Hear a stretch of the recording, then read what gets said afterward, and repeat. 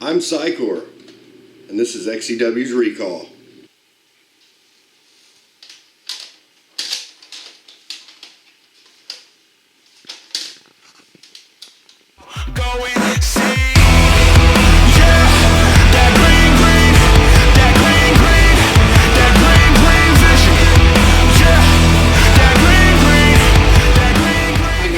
Welcome back to Recall. I am your host, Venom. Today's episode, we're talking about Psycore. Psycore will go on to face Chris Jones at Xtreme King 2004 for the Power Championship. Psycore will go on to win that Power Championship, and maybe the only meeting that Chris Jones and Psycore have ever had. Psycore has gone on to now do many other things in XCW. XCW Championships, XCW GM, it's all there. Now, let's get over to watching it with Psycore. Alright, so this is Xtreme King 2004. So you're fairly new into the company. You came into the company May 14th of 2004, and here we are in June of 2004, and now you're already going to be contesting for the Power Championship, which is basically what the Hardcore and Xtreme would turn into later. You're competing for that in this no disqualification match against arguably the biggest star in XCW history, Chris Jones. Do you remember any of your thoughts going into this match, your first title match in XCW? No, honestly, I think back then I just kind of took everything as a joke. So I didn't really see the what might be in the future or how many times this might happen or anything like that. It was just like, oh, well, I'm showing up to my buddy's house, going to wrestle, win a belt. I think all of us did that, where we kind of lived for the moment. We didn't really think about what it would entail all those years later. Oh, yeah. But, I mean, and rewatching this with that red corn shirt. That outfit was pretty famous, honestly. Yeah. Yeah, it made its few rounds, that's for sure. So, in the early years of XCW, as we just seen there with the elbow drop, you were more aerial in your attack than you are these days. Why did you decide after all these years to take the elbow drop and the swanton and stuff like that out of your arsenal? Well, I still do I do a second rope elbow drop. I've also started adding a couple more moves, more aerial, but I don't know, back then I didn't feel anything. I didn't, there was nothing. It just hit me and that was it. Now, I take an elbow drop, I do an elbow drop off the second, there's a chance that I'm not getting up so smoothly. So I always have to think about that as well. So a lot of people talk about, stiff workers and taking stiff shots and stuff like that. And you were definitely known for some stiff shots and brawling and stuff like that. And some may even have said during this time that you were probably the most brutal guy to wrestle in a match. Your thoughts on the criticism there of being the stiff brawler of the group? Well, I don't really think the brawler was too big of a thing until after mine and Robert's famous fight now, that I told you time and time again not to erase, and it got erased. But I always used to love to wrestle, and even when I was a little kid with my brother, I don't know. I guess when stuff started happening back then, I really couldn't figure out how to maintain one thing from another. I couldn't maintain the speed and the distance of what I'm using, so it's just all or nothing kind of thing. And now I have a little bit, not that. So what is the hardest shot of this match, you think? I know we're still early in the match, but and there's a lot to come. But Yes. what from this match stands out to you as a hard shot? I think I know the answer. Well, there's two answers, because the one for me is the wood that drops right on my forehead. The one for Chris is here pretty soon when I take this stop sign and I go up onto the porch. See, right there, I was thinking about it, and it clicked. And you knocked Chris Jones the hell out here in a second. Yeah, which you'll even see me, I kind of look surprised, because he starts crawling out backwards. I remember this like yesterday. Yeah, he tries to throw something up at you right here. Yep. And then he pokes his head out, and I pizza pan it right on him. Right there. Yep. He didn't crawl out backwards. He must have been trying to just crawl to get out. And like I said, that was one of the things I couldn't really judge anything, but right there I didn't know what was going on. When I looked over, I was kind of worried.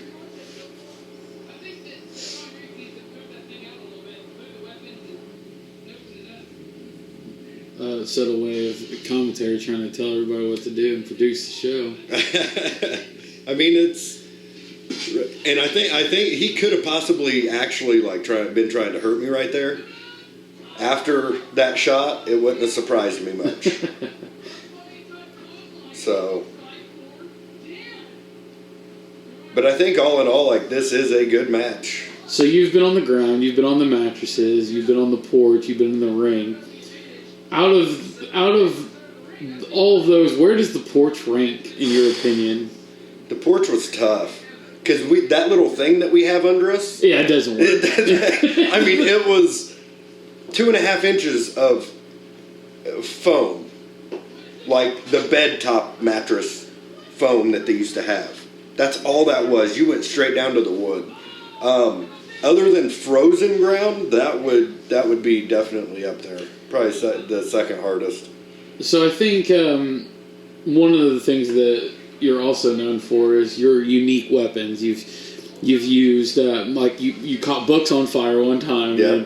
And you also you use Christmas bulbs, stuff like that. Yes. In this match, you used something very unique, and I kind of want to know why. You used a PlayStation remote. Do you remember this? Yes, and the back of the batteries they flew out of there. I was going to say, what can you tell us about that? I feel like you're beating up Blade now. Well, that's what you get, Dylan. Yeah, that would still happen to this day, I believe.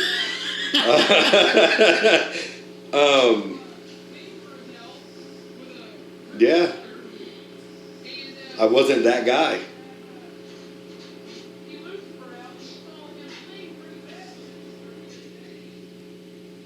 So the PlayStation remote. Yeah, what happened with that? I just saw it. It was there. Was it broke? Did it work? I have no clue. I have no clue. It was not mine. I did not bring it. I did not nothing. It was there. It had batteries in it. And it didn't after I hit Chris. Yeah. The batteries in the back of it just flew off. I do remember that. So this was there's been multiple matches in XCW history. More in the early days than today. But in this match was the first unbreakable table. How frustrating is it? You and Chris go out there and you're trying to desperately break this table, and nothing will break this table. How frustrating is that? It was bad. I remember the last thing that we could have come up with was putting it on the backs of the chairs and hoping we could just break it. And I don't know what kind of wood it was, but it did not want to give. And even back then, I wasn't a small guy. So the hair, is it ever coming back? No. Hair's gone. I mean, this is actually pretty short compared to what it's going to be by Cold Day 05 in January. And then you cut it in March of 05. God, you have a better memory than I do. I don't remember when I cut my hair in 05, but you do. Hey, it's all documented. It's all right here. Well, yeah. XCW Archives. So, a lot of people, including your opponent in this match, Chris Jones, just absolutely loved this specific wrestling location. Out of all the places that you wrestled, where do you rank Mobile Home Villa as a place for us to wrestle? I know you weren't as keen on wrestling on that hard-ass porch, but... Oh, there it was. But overall, as a location, what did you think? I thought it was an alright location, especially for us back then.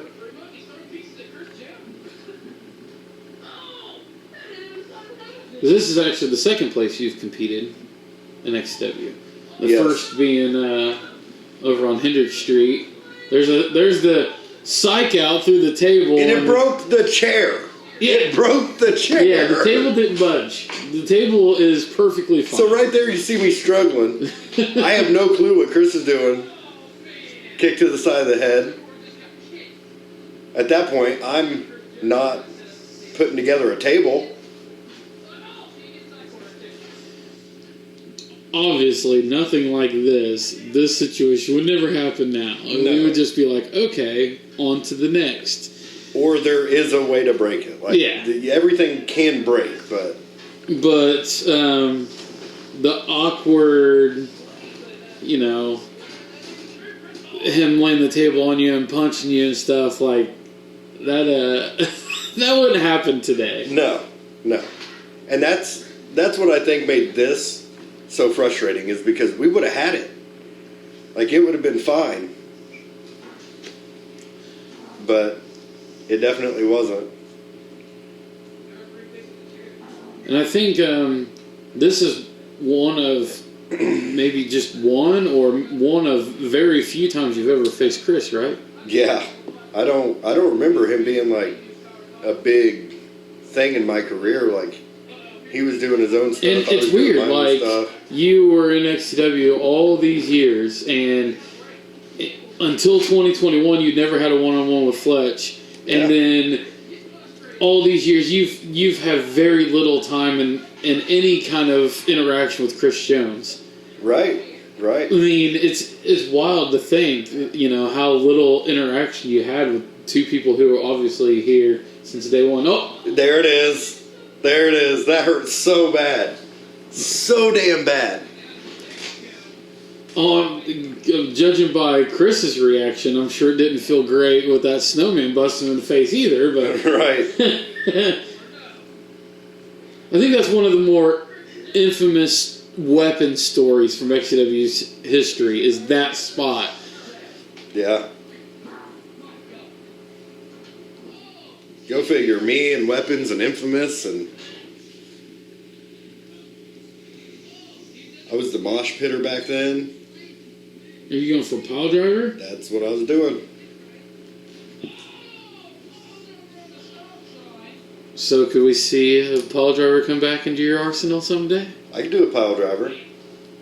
I could definitely do a pile driver. I know there's been a lot of heat against him, and to me, it's all in how you do it, and how your leg placement, not really. Especially yours, you don't really give it a bounce or anything like that. It was, and believe it or not, the elbow drop. If you look at that elbow drop, and you look at the famous elbow drop of Mick Foley when he's jumping off his shed, they are almost identical. Because he was big, so I watched him and I liked him. Obviously, your arsenal, a lot of the things that you've done within your career has changed. Oh yeah. Your moveset is probably one of the biggest ones. You no longer do the combo punches. You don't do more of the, like back then you did more of a boxing style and a ground and pound. And now you're a little more technical, a little less brawly and more technical. Which of those styles do you prefer? I prefer to be technical, because especially like now, like I said earlier, getting older, if you're not technical and you're just reckless, you're going to get hurt, somebody else is going to get hurt, and that's not what the goal is at all. It's entertainment.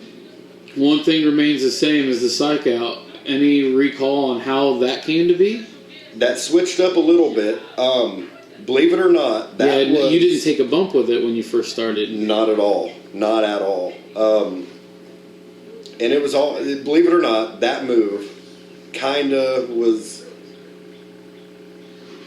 I have to give credit to, like, my brother for it, because that was, like, his special, like, a version of what he used to do, you know?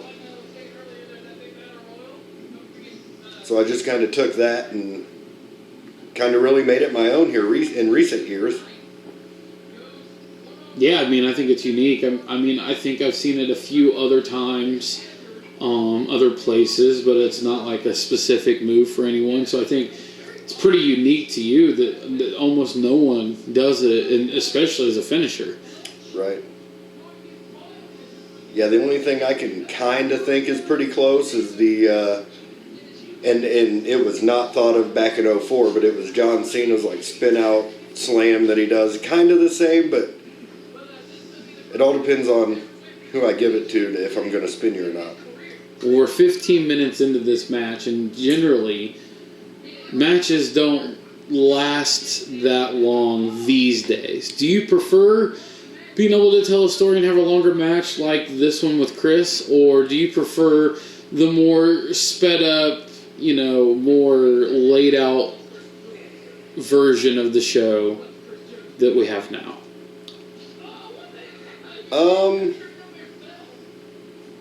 Nowadays, I mean, and this is just my thoughts only. I wouldn't know his thoughts, but a 15-minute match today with Chris Jones, I think that would be pretty awesome. And we could deliver a lot more than what this one did.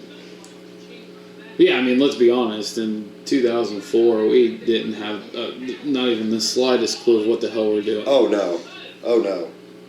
It was. It was all just on the fly. So it's not like it is today. No, there's actual moves. There's stuff to be done. And back then, we just never thought about those things because we were just I want to wrestle. Especially when you're doing a weekly show like we were back then, where, I mean, and there's even some dates from 2004 that are 2 days apart. And it was, in a way, it was easier because we didn't really have to plan it out. We just kind of went with the flow. So even though it was more dates, more wear and tear, it was easier to figure out what you're going to do. Yeah, I don't know, there's just more thought put into it nowadays. And I think that's what makes it better than what it used to be. A body slam's coming here. To no avail, guys. To no avail. Luckily, it's not a table match. Yeah. We'd still be wrestling. Yeah.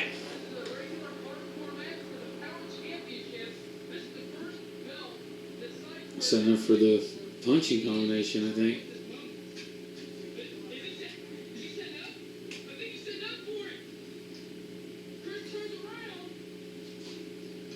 So obviously, you and Chris have now known each other for 20 years.